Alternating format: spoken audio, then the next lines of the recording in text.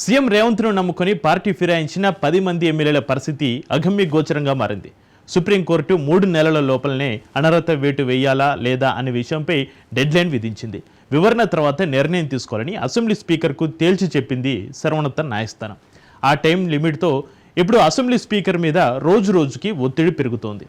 దీంతో ఇప్పుడు ఎమ్మెల్యేల మీద ఏ రకంగా ముందుకెళ్లాలనే విషయమై సీఎంతో స్పీకర్ సంప్రదింపులు జరిపినట్లుగా తెలుస్తుంది. ఎలా ముందుకెళ్లాలో తెలియని సంకట స్థితిలో రేవంత్ రెడ్డి పడిపోయినట్టుగా సమాచారం. ఫిరాయింపు ఎమ్మెల్యేలకు టెన్షన్.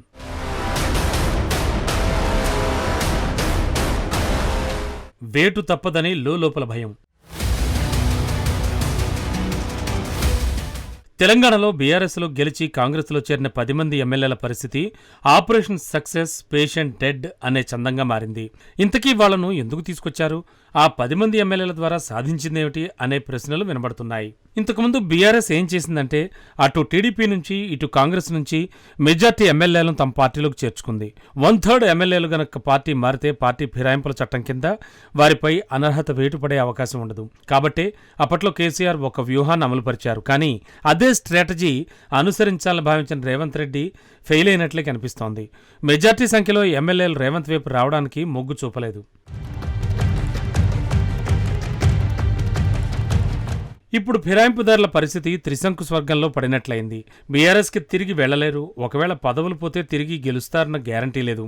సో మిమ్మల్ని నమ్ముకుని వచ్చాం, మా ఫ్యూచర్ ఏమిటి అంటూ ఎమ్మెల్యేలంతా రేవంత్ రెడ్డి దగ్గరికెళ్లి గగ్గోలు పెట్టినట్లుగా తెలుస్తోంది. ఈ విషయంలో ముఖ్యమంత్రి ఎలా ముందుకెళ్తారనే విషయంపై ఇప్పుడు కాంగ్రెస్ నేతలంతా ఆసక్తిగా ఎదురుచూస్తున్నారు.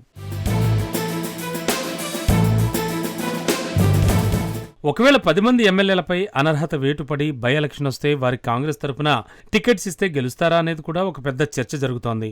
ప్రభుత్వంపై ప్రజా వ్యతిరేకత వచ్చిందని బీఆర్ఎస్ లీడర్లు ఏదైతే అంటున్నారో అది కూడా ఒక కారణంగా చూపించాలి. ఒకవేళ ఎక్కడైనా ఎమ్మెల్యేలకు టికెట్ ఇచ్చి ఓడిపోతే ప్రభుత్వంపై మరింత ఒత్తిడి పెరిగే అవకాశం ఉంటుంది. ఎందుకంటే ప్రభుత్వంపై ప్రజల్లో వ్యతిరేకత ఉందనేది తేలిపోతుందనేది గులాబీ వ్యూహంగా కనిపిస్తోంది. మొత్తానికి ముందు నుయ్యి వెనక గుయ్యి అనే చందంగా మారింది ఫిరాయింపుదారుల పరిస్థితి. ఇలాంటి పరిస్థితుల్లో సీఎం రేవంత్ రెడ్డి ఎలా ముందుకెళ్తారు అనేది చూడాలి.